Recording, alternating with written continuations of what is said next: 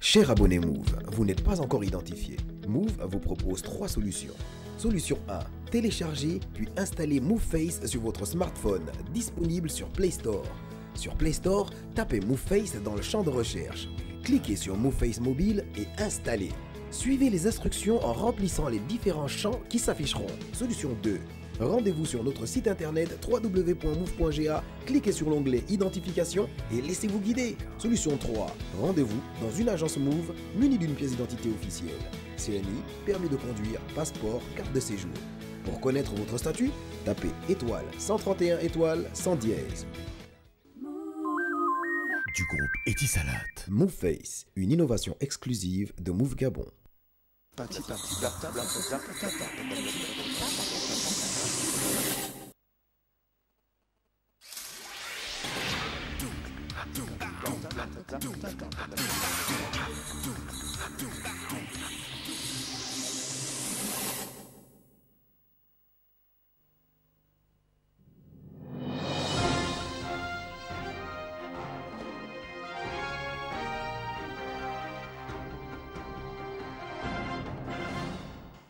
Bonsoir et merci encore de nous rejoindre dans le cadre de cette principale édition de l'information. À présent, les titres qui la constituent. Un fromager s'écroule sur des habitations, au total 7, et fait donc de nombreux dégâts et un mort. Ceci se passe au quartier Venez voir, c'est dans le 3e arrondissement de la commune de Libreville. À l'origine, la pluie qui s'est abattue dans la nuit du 9 au 10 février à Libreville.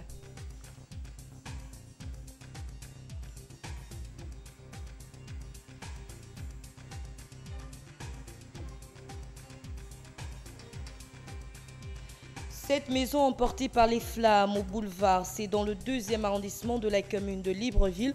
L'origine du feu encore inconnue. Heureusement, pas de perte en vie humaine, mais des dégâts matériels très importants. Vous le verrez avec Nathalie Oké.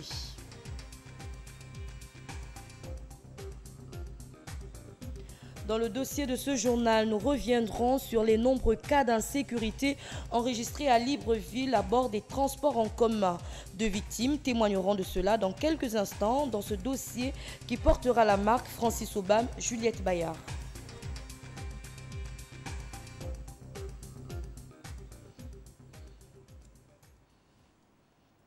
Je vous en parlais déjà en titre. 1 mort et 7 maisons touchées. C'est le bilan d'un drame qui s'est produit dans la nuit d'hier à aujourd'hui au quartier Venez voir. À l'origine, un gros arbre qui aurait cédé à la suite d'une tornade. Francis Obam, Guy-Serge Dizambou. Un sinistré, pas les moindres, s'est produit dans la nuit d'hier à aujourd'hui aux environs de 23 h au quartier Akebeville. Un gros arbre d'environ 35 mètres de long est tombé sur cette maison. Les dégâts sont énormes. Un mort, dont un compatriote de 44 ans environ, et les toitures détruites. Selon les témoignages concordants, l'arbre avait été brûlé vers le bas il y a quelques mois, lequel arbre a fini par céder à la puissance de la tornade d'hier, causant ainsi l'irréparable. La femme du défunt témoigne. Le problème de l'arbre, là, c'est un problème qui a déjà duré parce que mon voisin d'à côté, c'est lui qui a d'abord mis le feu sur l'arbre. Donc le feu là, ça a fait 3 mois, il y avait un grand feu, l'arbre ne faisait que se brûler, se brûler, se brûler. Quand les gens de la mairie ont su ça, ils sont venus ici pour vouloir couper. Il leur a demandé de ne pas couper l'arbre. Ce qui a fait que hier soir, il y a eu la tornade. Maintenant, après la tornade là, il y a eu un temps où il y avait plus de vent. J'étais assise au salon, c'est comme ça que je me suis levée pour aller chercher les allumettes dans la chambre. Et mon mari était en train de regarder la télévision. Il était assis sur le fauteuil en train de regarder la télévision. Tout d'un coup, étant à la chambre là-bas, comme j'étais assise sur le lit, je fouillais le tiroir pour prendre les allumettes. J'ai entendu un grand bruit, boum, tout d'un coup. Et quand je regarde, toute la maison était déjà dans le noir. Et j'avais déjà la toiture en dessous de ma tête. Et un morceau de bois qui était sur ma tête. C'est comme ça que j'ai commencé à l'appeler. Parce que pour moi, dans des choses comme ça, là, c'est l'homme qui se lève d'abord. Mais apparemment, il y a silence. J'ai commencé à l'appeler, appeler. Personne ne répondait. C'est là que je suis sortie en pleurant. Je suis venue appeler ma soeur là et son mari. C'est eux qui sont venus nous secourir. Après, les gars du quartier aussi. Les gens qui sont venus, qui ont vu comment l'arbre tombait. Ces gens-là sont venus, ils nous ont aidés à enlever les décombres et tout, jusqu'à ce qu'on lui a retiré des décombres. Triste histoire, il faut le dire, ce dernier ne s'imaginait pas quitter le monde des vivants à la fleur de l'âge. Ce drame interpelle à la vigilance tous ceux qui habitent à côté des arbres d'une certaine hauteur. Et sitôt après ce drame, la municipalité de Libreville s'est rendue sur les lieux par l'entremise du directeur général de l'environnement et toute son équipe venue porter secours aux sinistrés. Francis Obam. Ce drame, dont on enregistre une perte en vies humaines et des toitures détruites, a interpellé les autorités de l'hôtel de ville sur les lieux. Le directeur général chargé de l'environnement, Bonaventure Ndingu Mafumbi, avec son équipe au chevet des sinistrés. C'est notre devoir. Madame le maire a tenu à ce que les équipes fassent le déplacement pour aider les populations de venir voir à libérer les toits qui ont été emprisonnés par cet arbre. Et ce que nous sommes en train de faire. Nous déplorons au passage le décès d'un compatriote. C'est désolant que ça nous arrive. Ça voudrait dire qu'en d'autres termes, nous devons chacun d'entre nous prendre conscience du danger qui nous guette. Lorsque l'on plante des arbres et que ces arbres ont pris une certaine dimension, la prudence voudrait qu'on prenne des dispositions pour mettre hors d'état de nuire cet arbre-là. Si étant présent sur les lieux du drame, la municipalité de Libreville conforte sa politique sociale auprès des populations. Les habitants, eux, incriminent les autorités pour la négligence affichée. Ils avaient sollicité une année avant l'intervention des autorités pour que l'arbre soit coupé. Vigilance oblige, mais en vain. Il est vraiment dommage que les responsables de notre pays arrivent dans ces quartiers, s'imprègnent de la situation et repartent sans pour autant prendre la peine de prendre les mesures nécessaires. Nous nous rappelons que pendant ces campagnes, les responsables sont arrivés ici pour constater que l'arbre était vraiment un danger pour les populations. Ces responsables ont donné des garanties. Malheureusement, ils sont repartis et aujourd'hui, parce qu'il y a eu une perte en vie humaine, qu'on est obligé d'assister à tout ceci. Pendant les élections municipales, Madame Laure Olga Ngonjo est venue ici. Nous avons dit à Madame Laure Olga Ngonjo, elle était encore secrétaire générale de la présidence, que nous les jeunes du quartier, nous n'avons pas d'espace pour faire des infrastructures de sport et autres. Ce que nous voulons, c'est qu'on nous coupe cet arbre-là, parce que cet arbre représentait déjà un danger pour tout le monde. On est né ici, on a vu cet arbre, mais depuis le début de cette année, cet arbre était déjà penché. Et nous avons fait appel, comment on l'appelle, le chef du quartier a montré des lettres, ils ont écrit, les habitants du quartier ont écrit pendant longtemps. Mais ce que nous déplorons, c'est qu'au Gabon, malheureusement, il faut d'abord arriver à des pertes humaines pour qu'ils viennent constater le pire que nous avons aujourd'hui. On le voit bien, il faut attendre que le pire arrive pour agir. Si l'arbre avait été coupé selon la demande des populations, le drame ne serait pas arrivé. Mon Dieu, quel pays! Autre situation vécue ce matin à Libreville. 7 maisons au total emportées par les flammes au boulevard. C'est dans le 2e arrondissement de la commune de Libreville. Plusieurs familles se retrouvent donc sans abri. Sur les lieux, c'était la désolation totale. Nathalie Oké, Guy Serge Dizambou pour plus d'explications.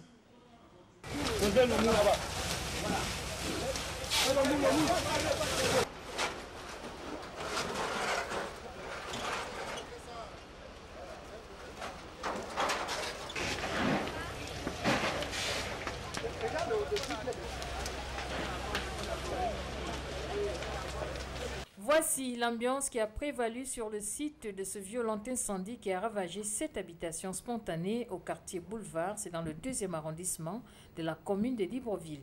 Sur les lieux, c'était la désolation.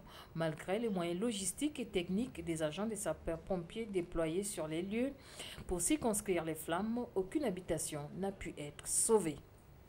J'ai commencé chez le voisin.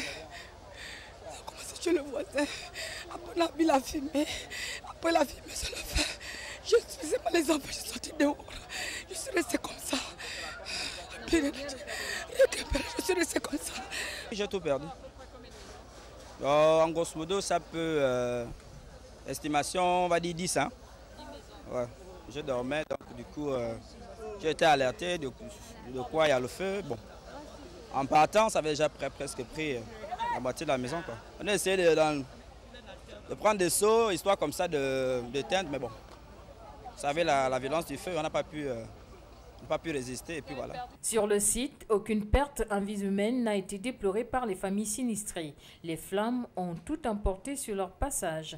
Un violent incendie qui remet au goût du jour la problématique des constructions anarchiques dans nos quartiers sous-intégrés. Et pour l'heure, l'origine de ce drame reste encore inconnue de tous. Certains compatriotes s'attelaient à récupérer quelques effets sauvés des flammes, appuyés pour cela par certains voisins. Les agents des sapeurs-pompiers ont pu circonscrire les flammes malgré les difficultés d'accès vers ces maisons enflammées. Et dans cette même situation, l'on déplore des actes de vandalisme à l'endroit des sinistrés. Une situation vraiment désolante et décriée par les victimes. Dans ce reportage de Nathalie Oké. Sur les lieux du sinistre du boulevard, on a pu observer un manque de solidarité de la part de quelques compatriotes qui, au lieu de soutenir moralement les sinistrés, en ont profité pour dérober quelques objets. Des objets tels que bouteilles de gaz, appareils électroménagers, téléphones, tables de chevet, bref, plusieurs objets importants pour ces familles sinistrées. Un constat triste pour ces parents en difficulté qui étaient déjà moralement abattus par le drame et qui avaient besoin de la solidarité de tous. Il y en a ici des gens qui tout à l'heure, qui ont aidé des personnes qui ont été victimes de cet incendie. Donc ils ont aussi profité à faire des actes malhonnêtes, donc ce qui veut dire un vol. Quand vous voyez déjà des personnes qui sont vraiment en détresse, qui pleurent, et on voit ce genre d'actes se présenter, c'est pas tout sérieux. Le gouvernement peut essayer de trouver une solution pour ces familles malheureuses, parce que c'est pas normal. Ils ne s'attendaient pas à cet incendie et elle était déclenchée comme ça, et on ne sait pas comment cet incendie a été déclenché. En lieu et place de cette solidarité souvent connue des Gabonais, ce fut plutôt un spectacle désolant auquel nous avons assisté sur les lieux du drame.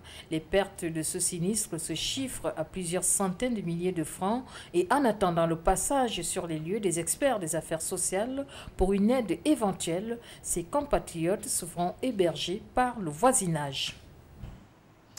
Dans le cas de la grève illimitée lancée ce lundi par les travailleurs du Gabon, regroupés au sein du mouvement dynamique unitaire, allons voir l'ambiance du côté des travaux publics avec Nathalie Oké et Guy Serge Dizambo. La dynamique unitaire, cette centrale syndicale qui regroupe une cinquantaine de structures syndicales du secteur public en campagne d'intensification de la grève sur le terrain. L'une des étapes, le hall du ministère des Travaux publics, où employés de ce département ministériel les attendaient dès l'aube. Le mouvement de revendication des agents de l'État vise un seul objectif, le respect des engagements pris par les autorités en place.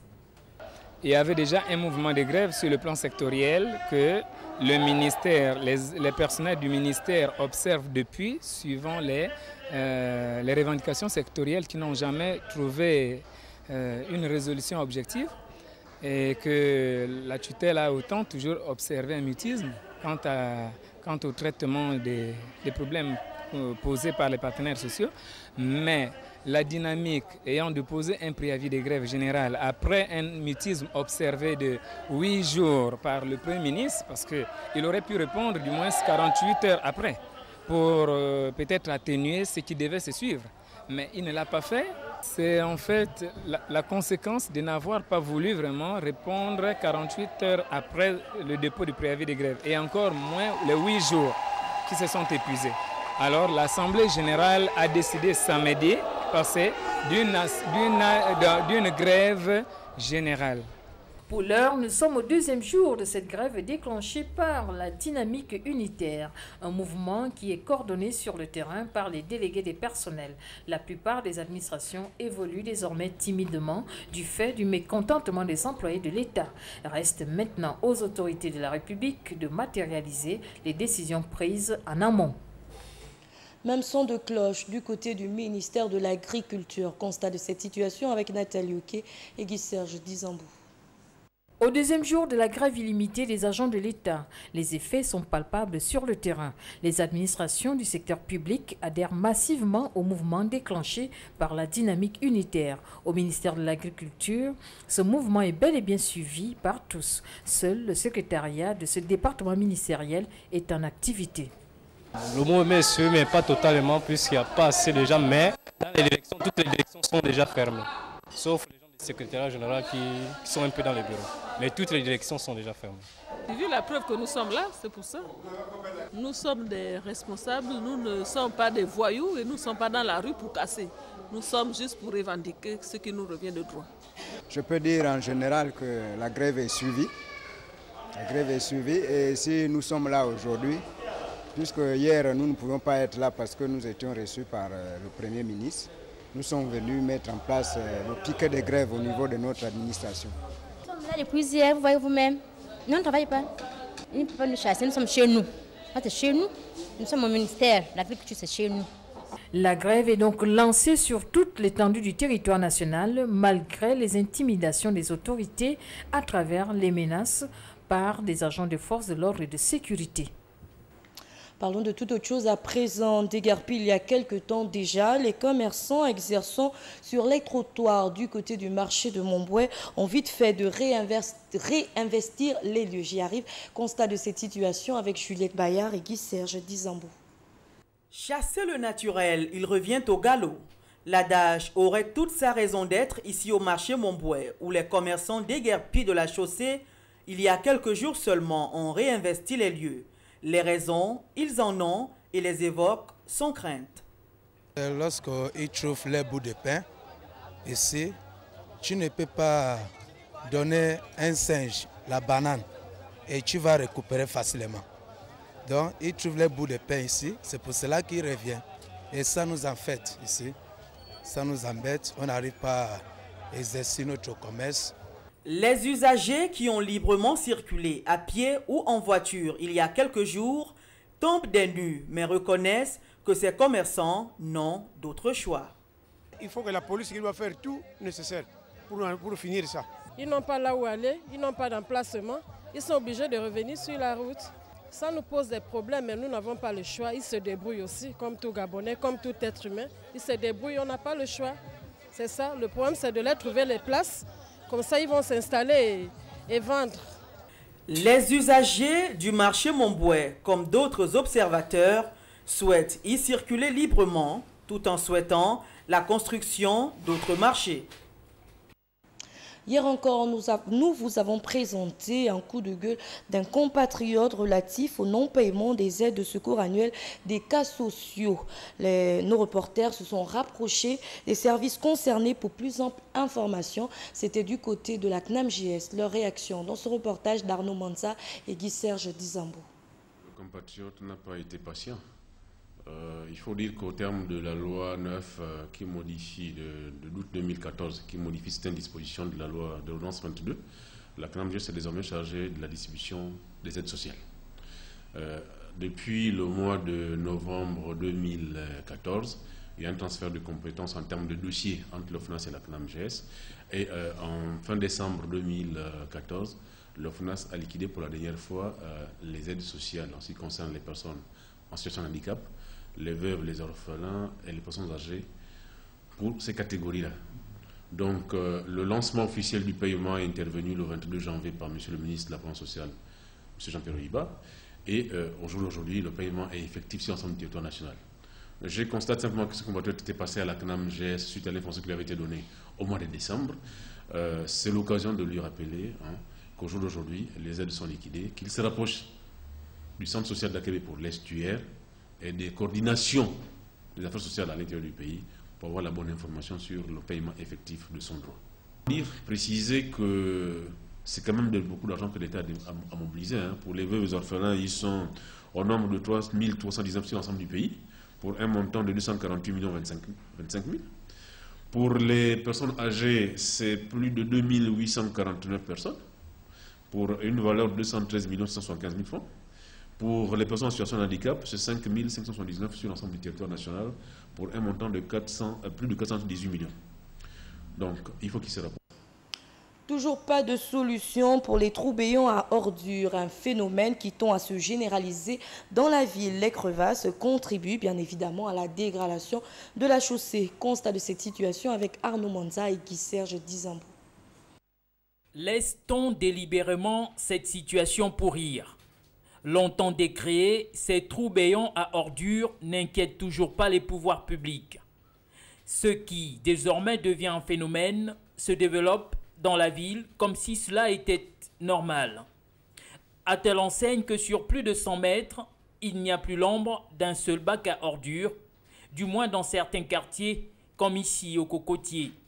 Pourtant, les sociétés en charge du ramassage des déchets collectent les ordures à ces endroits tout en minimisant la situation, vu qu'elles procéderaient à la manière génie militaire, auteur de ces crevasses. Depuis, les habitants s'y accommodent avec le risque de dégradation avancée de l'environnement, notamment la route, rongée au fil des jours, devenant de plus en plus étroite. Il va sans dire que la santé publique est également menacée. Alors, de quelle protection de l'environnement parle-t-on?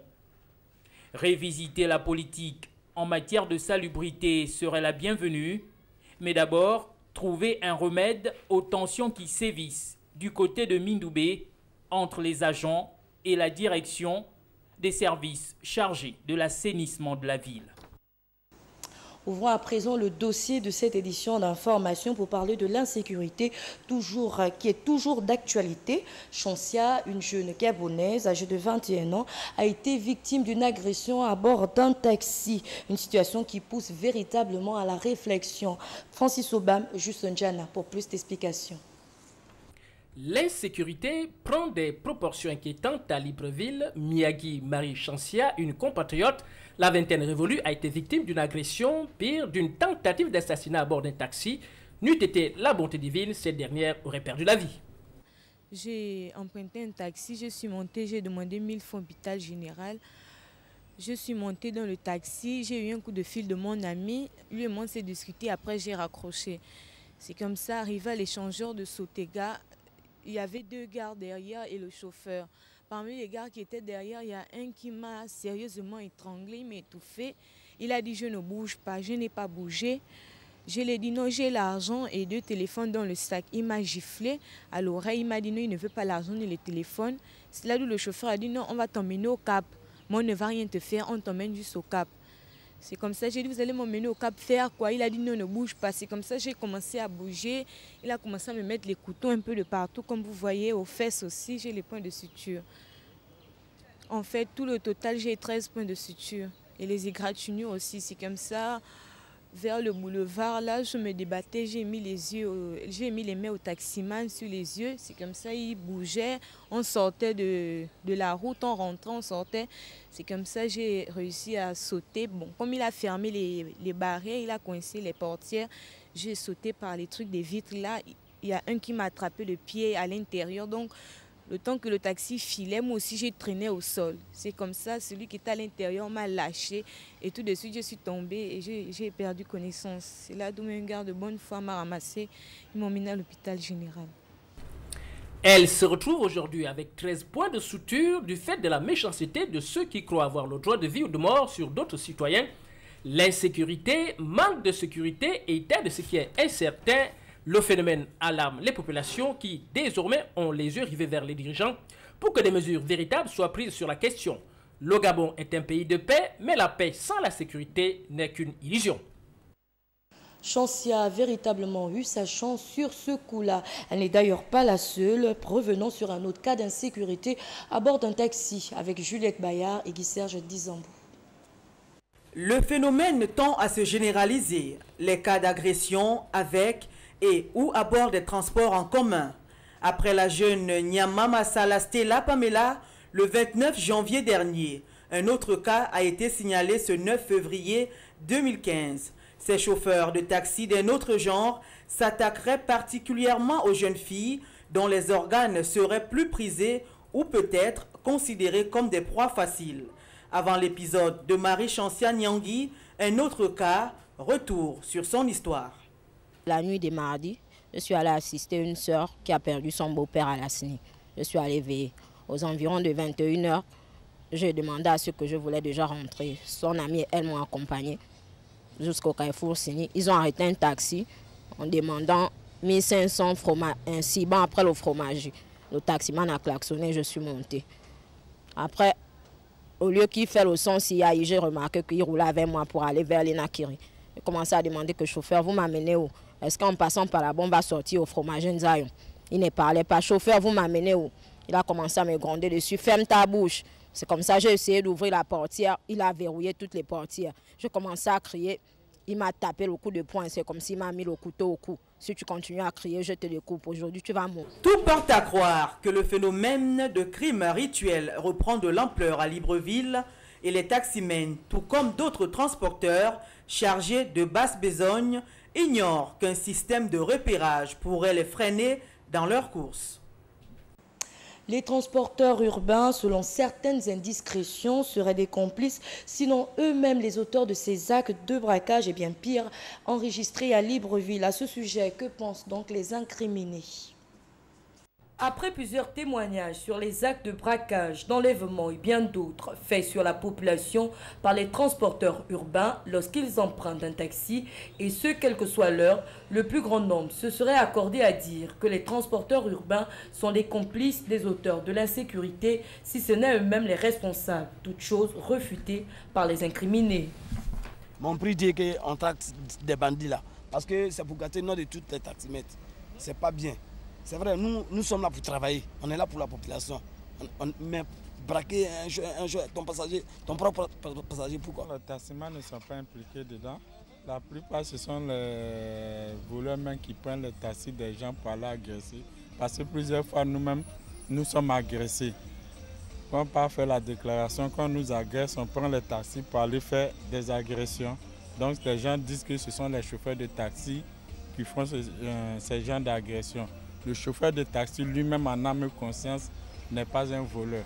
Étant donné que les transporteurs se connaissent pour la plupart, n'ont-ils pas une idée des auteurs de ces actes? Voilà, ils se connaissent. Ceux qui font ça, ils se connaissent. Mais les taximètres, c'est que se dit ici là, non. Dans le même temps, les transporteurs interrogés ont relevé la nécessité de la mise en place d'un numéro vert, afin que toute victime d'un transporteur ou que quelqu'un qui ait une information quelconque sur des actes de braquage ou d'enlèvement puisse dénoncer ses auteurs, afin que soit démantelé ce réseau qui sème la terreur et déshonore ce secteur d'activité. Et face à tout cela, quelle est donc la part de responsabilité d'un syndicaliste dans la lutte contre l'insécurité à Libreville et ses environs, pourquoi pas dire dans tout le Gabon? Les transporteurs urbains regroupés au sein d'un syndicat, notamment le SILTEC, le syndicat libre des transporteurs terrestres du Gabon, ont-ils un droit de regard sur les actes d'insécurité organisés par certains transporteurs urbains, internes ou pas à leur syndicat? L'approche se situe en amont, c'est une approche de sensibilisation à l'intention non pas des conducteurs de taxi directement, mais à l'intention des propriétaires de véhicules à usage de taxi. Nous sommes en pleine campagne en ce moment pour attirer l'attention des propriétaires, petits ou grands propriétaires, sur la vigilance à observer lorsqu'ils confient leur véhicule à des conducteurs. Il faut être vigilant et s'assurer que le conducteur à qui ils confient leur véhicule est de bonne moralité, à travers un questionnement, à travers certaines vérifications. Comme apport non négligeable dans cette lutte contre l'insécurité, les membres du SILTEC ont mis en place un fichier pour répertorier tous les transporteurs adhérents à ce syndicat. Cela permettrait aussi de retrouver plus facilement ceux qui tenteraient de s'adonner aux pratiques décriées par le syndicat. Nous avons au sein du syndicat un cahier d'identification, un fichier central qui identifie clairement et le propriétaire et le conducteur d'un véhicule à usage de transport. Vous voyez qu'ici, il y a le numéro immatriculation, il y a le numéro du véhicule. À partir du numéro du véhicule, on sait qui est son conducteur et on sait qui est le propriétaire du véhicule. Et on peut facilement retrouver les gens. Relevant que les transporteurs aimerait que ce procédé d'identification s'étende du côté de la municipalité et même de la préfecture de police pour une traque efficace de ces transporteurs urbains aux pratiques obscures. Voilà qui referme le dossier de cette édition d'information pour faire place à la fenêtre ouverte. Doit-on mendier lorsque tout va mal? Juliette Bayard. Faire la manche pour résoudre un problème ou pour subvenir à ses besoins au quotidien. Lorsque l'on est dans une situation financière difficile, faut-il le faire? On essaie, surtout dans les problèmes. Il peut arriver qu'on mendie. Bon, peut-être pas mendier, c'est peut-être dans un degré absolu. Hein. Peut-être demander. Puisqu'on dit demander, on vous donnera. On doit demander de l'aide. Quand quelqu'un est diminué, il doit demander de l'aide forcément. Forcément, il doit demander de l'aide. Demander de l'aide sans arrêt, une sorte de mendicité à laquelle beaucoup ne sont pas prêts à céder. Il faut chercher à te débrouiller dans la vie. C'est ça. On ne doit pas mendier. Dieu n'a pas dit qu'il faut mendier. Ok. On peut donner une fois, 2 fois, mais pas 3 ou 4 fois. C'est que la personne ne veut pas se débrouiller. C'est clair. Il faut se débrouiller. On a solide qu'on se débrouille, qu'on ne gagne pas. C'est faux. Non, on ne peut pas être solide, on peut se débrouiller qu'on ne gagne pas à manger. Ça, c'est faux. Pour d'autres, c'est le caractère régulier de la manche qui gêne. Et même certaines religions l'interdiraient. Je dis ça dépend des conditions des personnes qui veulent qu'on les aide. Voilà, ça dépend de son condition. Si que tu vois son condition et critiquer, tu dois les aider. Il y en a qui disent qu'ils sont des musulmans. Il paraît que Dieu a dit ça. Dieu n'a jamais dit ça. Dieu a dit que chacun de nous doit se débrouiller et trouver à manger. Pourquoi aller demander aux autres? Engagement non des musulmans. Non. Pourquoi quand ils me demandent, moi je ne les donne pas? Non. À part celui qui a les bras coupés, celui qui peut-être il n'a pas de pieds. Mais un type qui est joli, pourquoi je vais donner mon argent? Le phénomène ne serait pas nouveau. Toutefois, doit-on se laisser étrangler par un problème ou à contrario, il faudrait commander pour le résoudre si la perspective de gagner son pain à la sueur de son front est exclue? À vous le débat.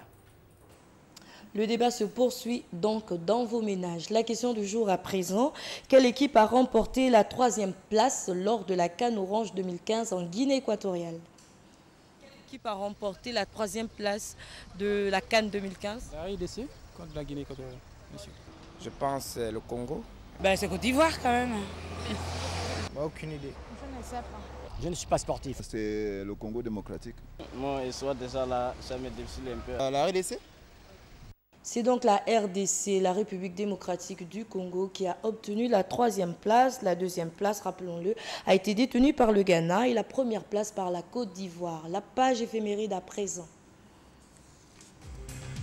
D'abord, la citation du jour, dégustée toute seule, sans ajout, sans une cuillerée de ceci ou de cela. La vie est souvent comme l'eau de rivière, elle sent la vase. C'est une citation de Jules Romain.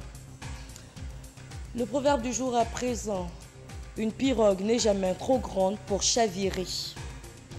Demain, nous serons mercredi 11 février 2015, 42e jour de l'année. Il en restera 323. Nous sommes toujours dans la 7e semaine. Les fêtes de demain, Aude. Et ce communiqué de la Direction générale de TV+, 1989 jours que le ministère de la Communication séquestre le matériel de TV+, depuis le 30 août 2009 à 17h, date de la dernière élection présidentielle. Les équipements audiovisuels, satellitaires et d'émissions et à chef Libreville de TV+, installés à la Cité de la démocratie et qui permettaient une télédiffusion nationale et internationale, sont séquestrés par le ministère de la Communication. TV+ réclame ces équipements audiovisuels au nom de la liberté de presse en République gabonaise. Fin de cette édition d'information. Merci de nous avoir suivis. Bonsoir.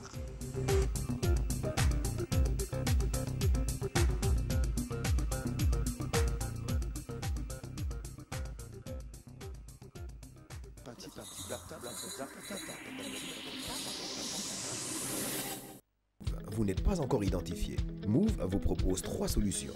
Solution 1. Téléchargez puis installez MoveFace sur votre smartphone, disponible sur Play Store. Sur Play Store, tapez MoveFace dans le champ de recherche.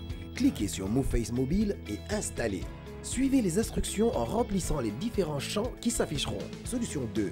Rendez-vous sur notre site internet www.move.ga, cliquez sur l'onglet Identification et laissez-vous guider. Solution 3. Rendez-vous dans une agence Move munie d'une pièce d'identité officielle. CNI, permis de conduire, passeport, carte de séjour. Pour connaître votre statut, tapez étoile 131 étoile 100 dièse. Du groupe Etisalat. MoveFace, une innovation exclusive de Move Gabon.